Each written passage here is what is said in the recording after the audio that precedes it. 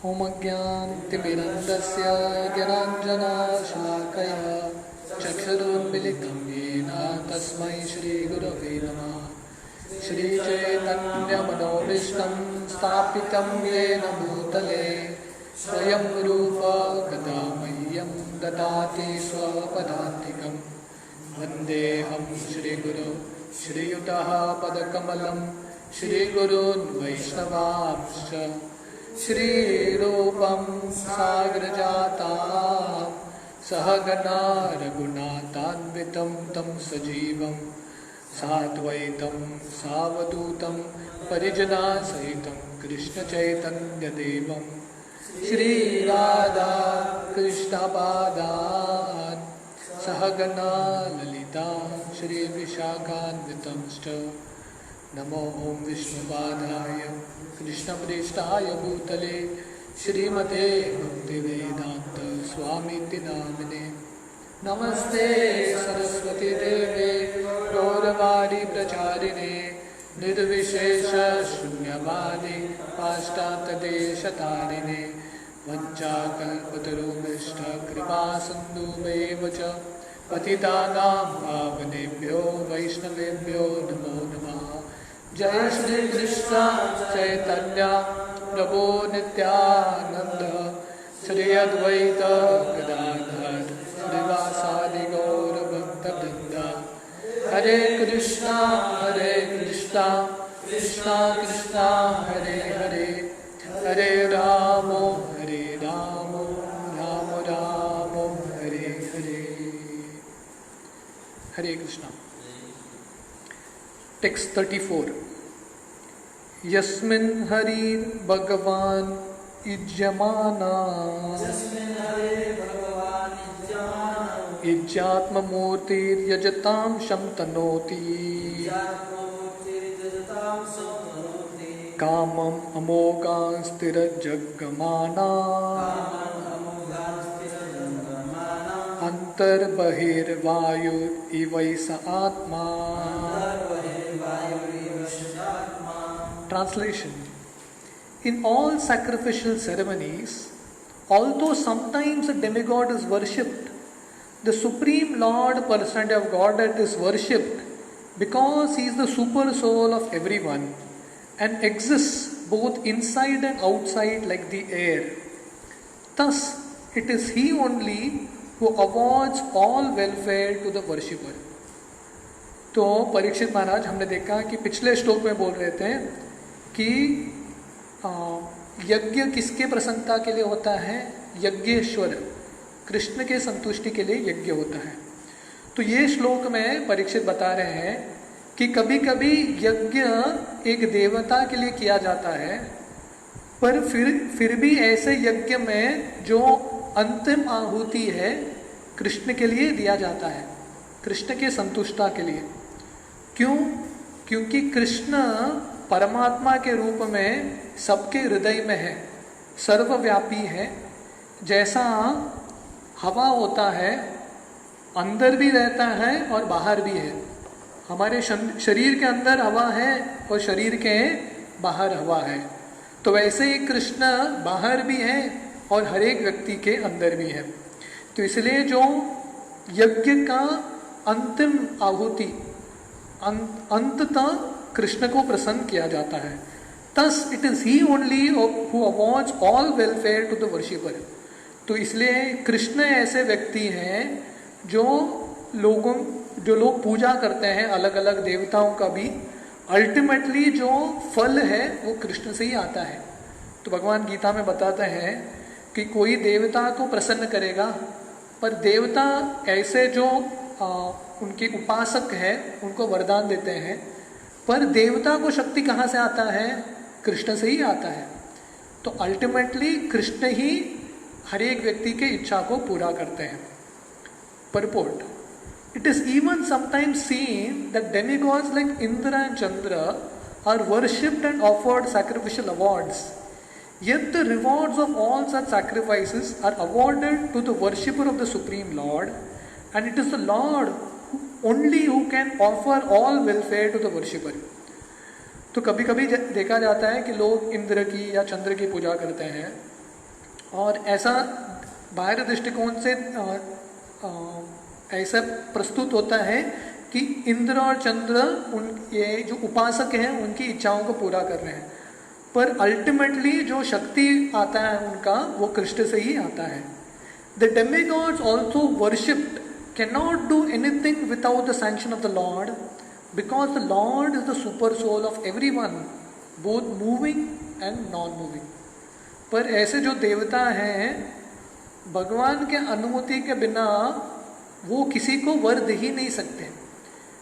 तो अल्टीमेटली जो भी आ रहा है कृष्ण से ही आ रहा है, और कृष्ण परमात्मा है किसके हैं? जो जीवित है और निर्जीवित है, सबके परमात्मा कृष्ण ही है। In Bhagavad Gita 9.23 the lord himself confirms this in the following shloka. तो गीता में भगवान स्वयं बताते हैं देवताओं के बारे में, ये भी अन्य देवता भक्त्या यजन्ते श्रद्धयान्विता ते भी मामेव कौन्तेय यजन्ति अवधि पूर्वकम। Whatever a man may sacrifice to other gods, O son of Kunti, is really meant for me alone, but it is offered without true understanding. तो गीता में ये 9वां अध्याय में भगवान अर्जुन को बता रहे हैं कि लोग भले ही देवताओं को कुछ अर्पण करते हैं, कुछ सैक्रिफाइस करते हैं, कुछ त्याग करते हैं देवताओं के लिए, पर वो किसके लिए है? वो जो अर्पण है और त्याग है, वो जो आहुति है, वो कृष्ण के लिए है। तो देवताओं का जो पूजा है कृष्ण का ही पूजा है, पर कैसा है? अवधि पूर्वकम, पूरा पूजा नहीं है, इनकम्प्लीट पूजा है। It is not complete, indirect worship है। जैसे पानी, पेड़ के जड़ में आप पानी डाल सकते हैं, वो कंप्लीट तरीका है पेड़ को पानी डालने का। पर कोई बोलेगा नहीं, मैं पेड़ के हर एक टहनी पे पानी डालूंगा, हर एक फल पे पानी डालूंगा, ठीक है, वो भी एक तरीका है, पर वो तरीका परफेक्ट तरीका नहीं है। परफेक्ट तरीका है पेड़ के हर एक अंग को संतुष्ट करना है तो पेड़ के जड़ में पानी डालना है। तो वैसे ही गीता में भगवान बोलते हैं, तो सबसे बुद्धिमान व्यक्ति है वो क्या करता है? कृष्ण का आराधना डायरेक्टली करता है। The fact is that the supreme Lord is one without a second. तो सत्य क्या है? भगवान एक ही है, एक ही स्वामी है। एकल ईश्वर कृष्ण आर सब भृत्य। कृष्ण एक ही ईश्वर है और बाकी सब देवता कृष्ण के दास है। There is no god other than the lord himself. तो भगवान एक ही है। बहुत बार लोगों को लगता है, स्पेशली भारत में, कि 33 कोटि देवता है, आप किसी का भी पूजा करो सब एक ही है। कृष्ण का करो या इंद्र का करो या गणेश का करो, किसी का भी पूजा करो, ये सत्य नहीं है।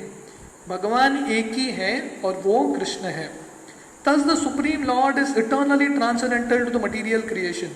तो इसलिए भगवान ये भौतिक दुनिया से परे है। But there are many who worship the demigods like the sun, the moon and Indra, who are only material representatives of the supreme Lord. तो भगवान ये भौतिक दुनिया से परे हैं, आध्यात्मिक जगत में रहते हैं, और बाकी जो देवता हैं, इंद्र, चंद्र, सूर्य इत्यादि, वो सब कौन है? भौतिक दुनिया के देवता हैं, मटीरियल गॉड्स।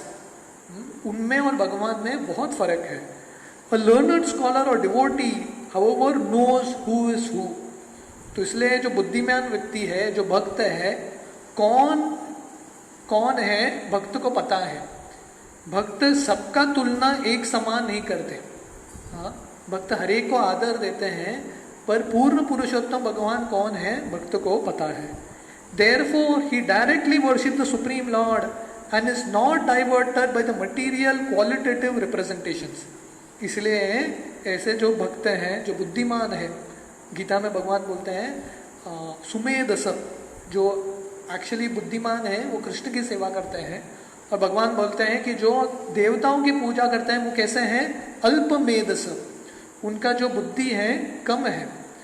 क्यों? क्योंकि भक्त को पता है कि भगवान स्वामी है सबके, इसलिए वो डायरेक्टली भगवान की पूजा करते हैं अन्य देवताओं की पूजा करने के बजाय। Those who are not so learned worship such qualitative material representations, but their worship is unceremonious because it is irregular. पर जो बुद्धिमान नहीं है, जो भक्त नहीं है, वो क्या करते हैं? बाकी देवताओं का पूजा करते हैं. इसलिए परीक्षित यहाँ पे बता रहे हैं, कोई बाकी देवताओं का भी पूजा करेगा, वो देवताओं का भी पूजा पूरी तरह से कंप्लीट नहीं होगा जब तक उसमें कृष्ण को संतुष्ट किया नहीं जाता. टेक्स्ट 35. सूत उवाच परीक्षितैवम् आदिष्ट सकलिर्जातवेपतु तम उद्यत्सिम् आहेदम् दंडपानिम् इवोद्यतम्. Translation. Sri Sutta Goswami said, the personality of Kali, thus being ordered by Maharaj Parikshit, began to tremble in fear. Seeing the king before him like Yamaraj, ready to kill him, Kali spoke to the king as follows. तो सुत गोस्वामी बता रहे हैं शौनक आदि ऋषि को, तो जब कली देखते हैं कि परीक्षित ने तलवार उठा लिया है उनको मारने के लिए, और कली परीक्षित के शरण जाते हैं, तो कली अभी कांप रहे हैं. तो कली को कैसा लग रहा है? परीक्षित में वो दंडपानी का मतलब है यमराज, वो दिख रहे हैं. कली को लग रहा है कि अभी यमराज स्वयं मेरे सामने खड़े हैं, मृत्यु दंड लेके. तो यमराज के पास एक दंड होता है, उसको मृत्यु दंड बोलते हैं. तो वो लेके खड़े हैं और मुझे अभी दंड देने वाला है. तो इसलिए कली भय से परीक्षित को कुछ शब्द बोलते हैं. Purport. The king was ready to kill the person of Kali at once as soon as he disobeyed his order. तो परीक्षित तुरंत तैयार हो गए कली को मारने के लिए. Otherwise, the king had no objection to allowing him to prolong his life. तो हालांकि परीक्षित कली को मारने वाले हैं, पर कली परीक्षित का आश्रय लेते हैं, इसलिए परीक्षित कली का जान को बचा देते हैं. The personality of Kali also, after attempting to get rid of the punishment in various ways, decided that he must surrender unto him and thus he began to tremble in fear for his life. तो कली अलग अलग तरीके से avoid करते हैं परीक्षित महाराज को, but ultimately जब समझ में आता है कली को कि परीक्षित बहुत शक्तिशाली है और उन्होंने निश्चय ले लिया है मुझे दंड देने का, इसलिए परीक्षित घबरा के कली जो है परीक्षित के आश्रय जाते हैं. द किंग और the executive head must be so strong as to stand before the personality of Kali like the personality of death Yamraj. तो प्रभुपाद बता रहे हैं जो राजा हैं, क्षत्रिय हैं और जो नेता हैं, उनको इतना शक्तिशाली होना चाहिए, इतना वीरता होना चाहिए उनमें कि कली के सामने जो लोग अधर्म के मार्ग पे लगे हैं उनके सामने यमराज के रूप में खड़े हो जाएं, मृत्यु दंड देने के लिए भी तैयार हैं. The king's order must be obeyed, otherwise the culprit's life is at risk. तो पहले ज़माने में जो राजा का आदेश था उसको पालन करना ही था लोगों को, जो नहीं करेगा उसको कड़क दंड मिलता था. That is the way to rule the person of Kali who create disturbance in the normal life of the state citizens. तो इस तरह से कली और कली के जो चेले हैं उन पे राज्य करने का तरीका क्या है? कड़क रहना, सख्तता से राज्य करना. तो अभी कली बताते हैं उनके विचार और उनके जो आशाएं हैं परीक्षित के सामने.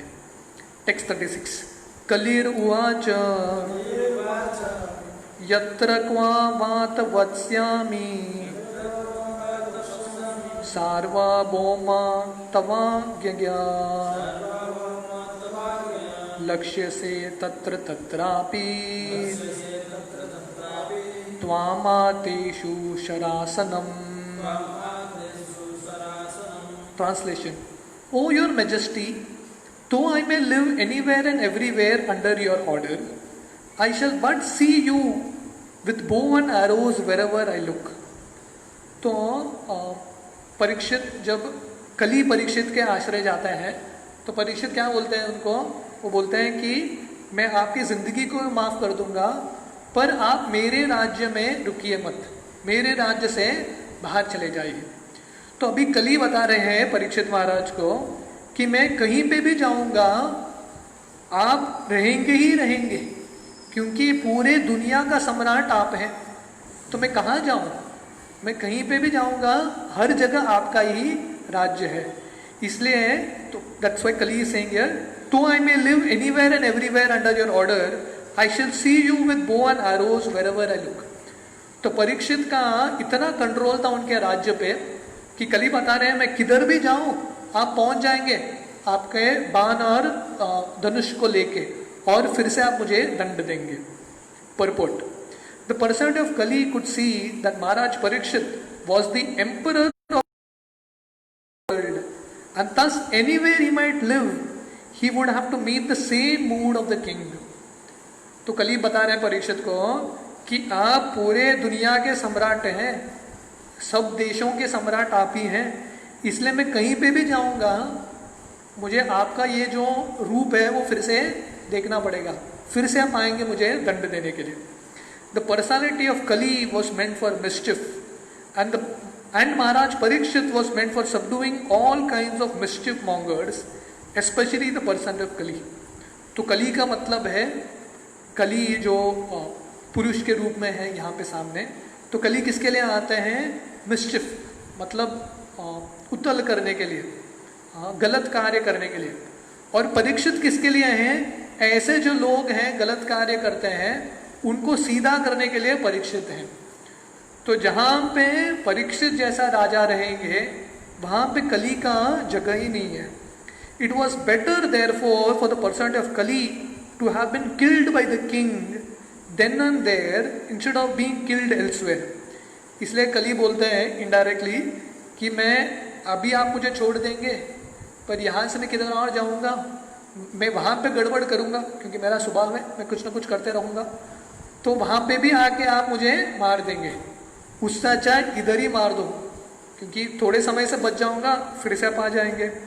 ही was after all a surrendered soul before the king and it was the king to do what was required.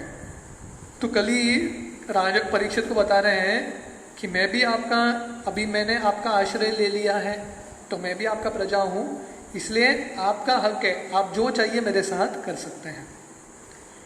Text 37, तन्मे धर्म वृताम श्रेष्ठ स्थानम निर्देशतुम अर्हसि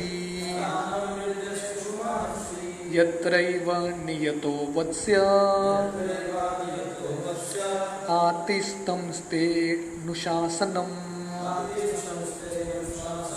Translation: Therefore, O chief among the protectors of religion, please fix some place for me where I can live permanently under the protection of your government। इसलिए कली बोलते हैं आप बताइए मैं कहाँ रह जाऊँ, कहाँ रुकूँ मैं, क्योंकि मैं अभी आपके आश्रय आ चुका हूँ, आप मुझे एक स्थान दीजिए। स्थानम निर्देश तुम अर्हसी, आप मुझे एक स्थान फिक्स कीजिए, मैं कहाँ रहना चाहिए मुझे, मैं वहाँ पे रुकूंगा परमानेंटली आपके राज्य में।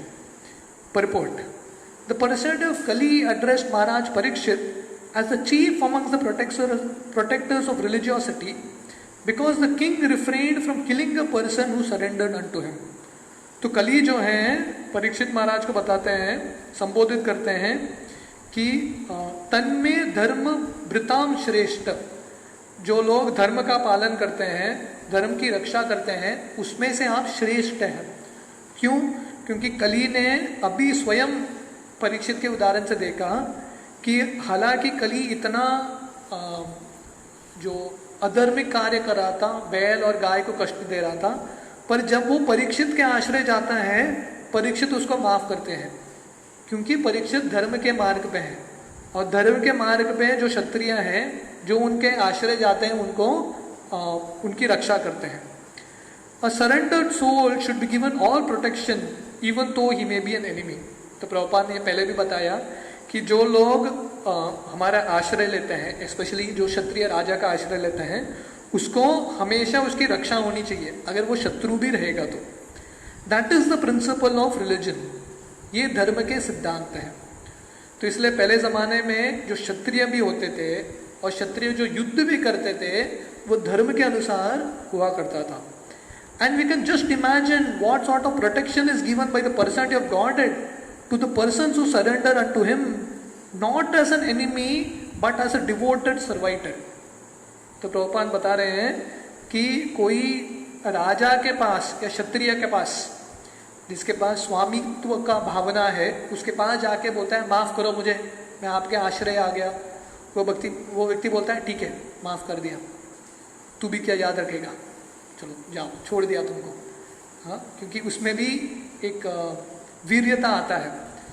तो प्रभुपाद बता रहे हैं कि अगर कोई साधारण राजा आश्रय दे सकता है किसी को, किसको, जो शत्रु है उसको आश्रय दे सकता है, उसको माफ़ कर सकता है, अगर हम भगवान के आश्रय जाएंगे, अपने आप को भगवान के समर्पित करेंगे, तो भगवान ऐसे भक्तों के प्रति कितना कृतज्ञ बनेंगे और क्या रक्षा करेंगे ऐसे भक्तों का। रामानुचार्य की जिंदगी में एक कहानी है। रामानुचार्य के एक शिष्य हैं जिनका नाम है पराशर भट्ट, खुरेश के पुत्र हैं। तो वर्णन आता है, एक दिन वो देखते हैं कि एक शिकारी है, बहुत क्रूर शिकारी है, हर एक प्राणी को मारता है। तो एक खरगोश को मारने ही वाला था शिकारी, पर खरगोश आके पैर के आजू तो व्यक्ति है, पर वो देखता है जब ले रहा है, शिकारी का हृदय पिघल जाता है और उसको बख्श देता है, उसको नहीं मारता है। जब पराशर ये दृश्य को देखते हैं